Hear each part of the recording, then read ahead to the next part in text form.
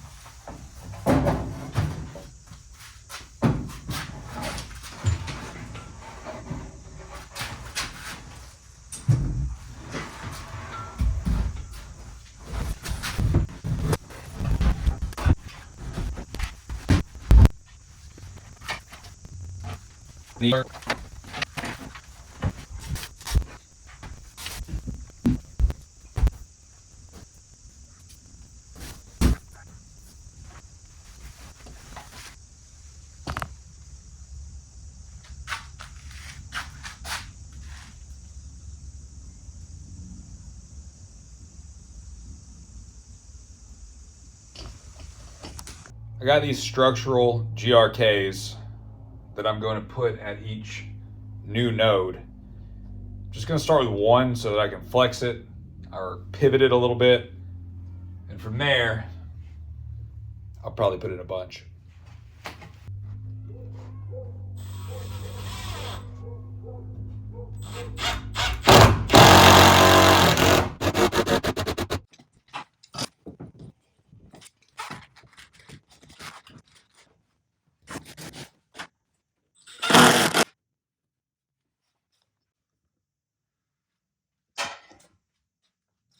This truss plate right here is made out of 1/4 inch plywood.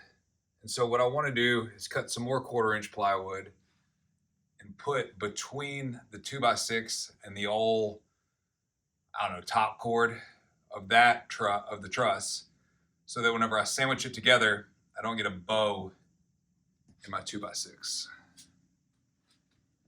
Luckily, I had some 1/4 inch plywood laying around, so that was very economical.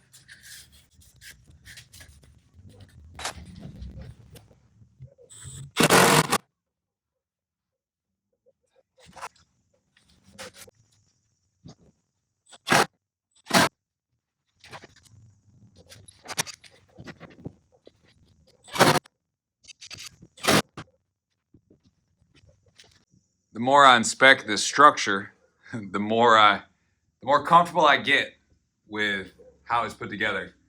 I'm pretty sure these are homemade trusses.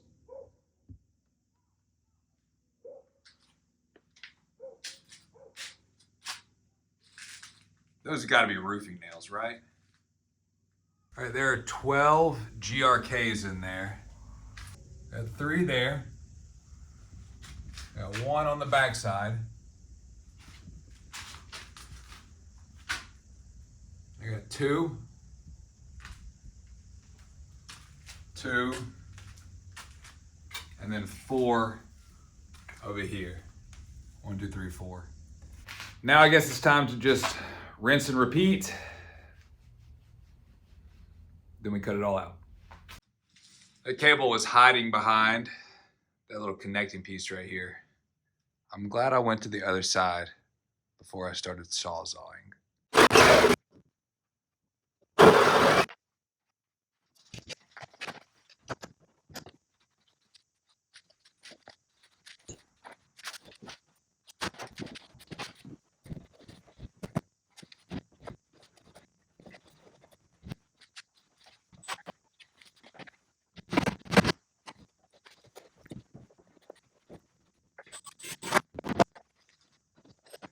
I need to pull this board all the way into the stud that it's on, so that I have a nice bearing on the stud and not on this melamine. So I got this 6-inch GRK that I'm gonna try and send through at an angle to catch the stud, and then also the 2x10 that's behind it.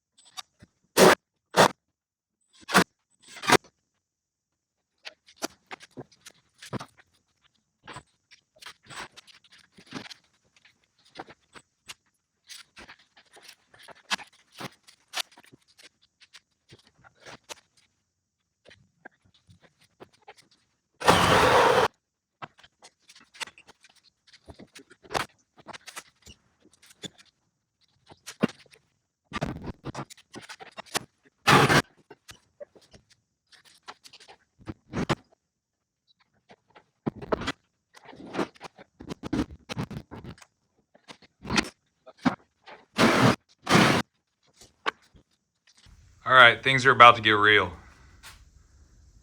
I got everything connected.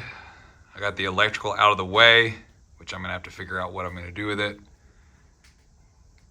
I got GRKs in every point, which I think makes them a node. Now, I gotta cut that truss out.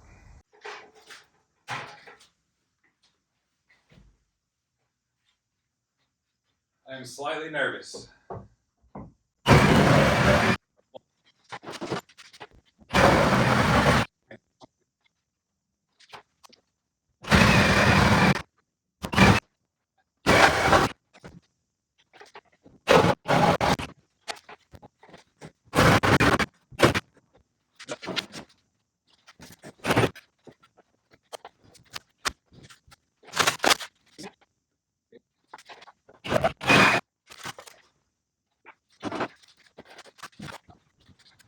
I just cut this bottom cord out and look at this.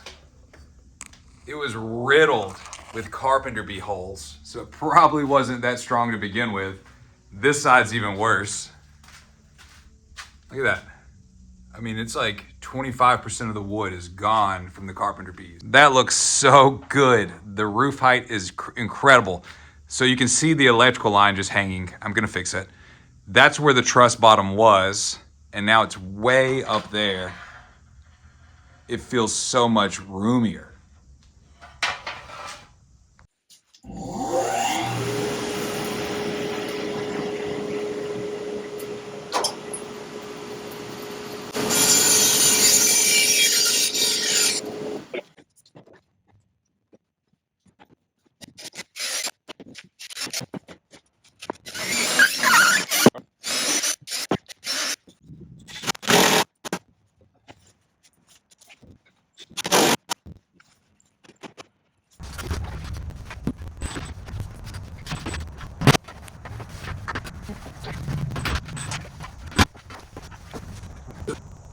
Something that I've learned to do over the years of trying to build things with having like borderline ADHD is set myself these timers. And so what I do is I generally set a timer for 15 to 30 minutes, fully depending on how long or how detailed the task at hand is.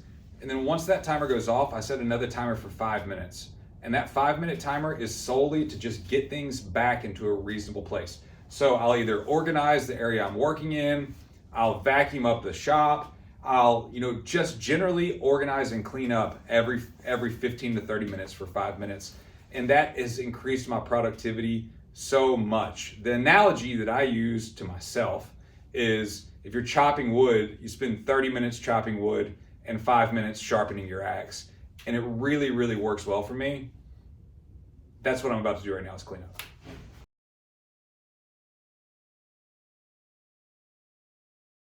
It probably doesn't come across well on camera, but this space is way, way tidier. Just 5 minutes. I vacuumed, organized, I kind of staged all the tools I'm about to use. And this is the best way for me to get started, like on a day where I really don't feel like coming and working on some of these things, or maybe I just have a lot going on. And if I need to kind of change course and get busy on some things, it's the best way. 5 minutes gets me going. So now I'm on to truss number 2, which is the back truss. I went ahead and pulled this panel off over here to see how I can tie into the main beam that spans all along this side. I'm gonna put more or less a joist hanger right here directly into the 2x6 stud, run it through the 2x6 stud into the beam, and then rest this part of the scissor joist right on top of the joist hanger, kind of like I did right here. Yes, it's a custom joist hanger, but I think it's probably stronger than the metal ones, the way I have it attached. So I gotta do that. And then once I get these scissors built, then I'll come in and start working on the loft that I'm gonna put across the back part here and figure out exactly how I'm gonna do that. I'm excited to start that. All of this crap is why I'm building a loft. It's stuff I can't get rid of, but I don't use very often and is in the way. A 4-foot by 20-foot loft will give me additional 80 square feet of storage space, which is awesome.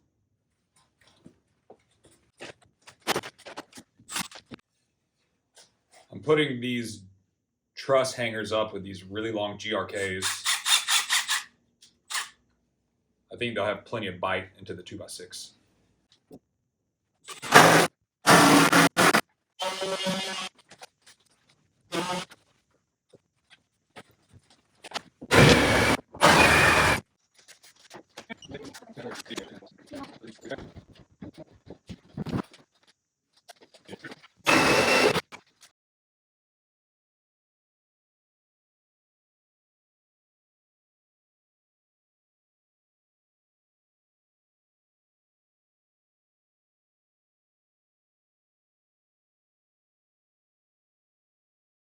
That is now 3 out of 4 sides done. So once again, 1, 2, 3. And now the last side I need to get over here in order to dig out some of this foam.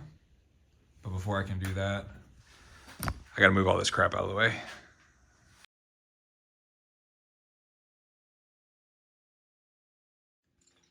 Decided to just put this block in and screw it directly to the beam. I don't think it's gonna do much, but it will give me a nice place to rest it as I try to put it up top. So my wall panel will cover that back up so you'll never see it.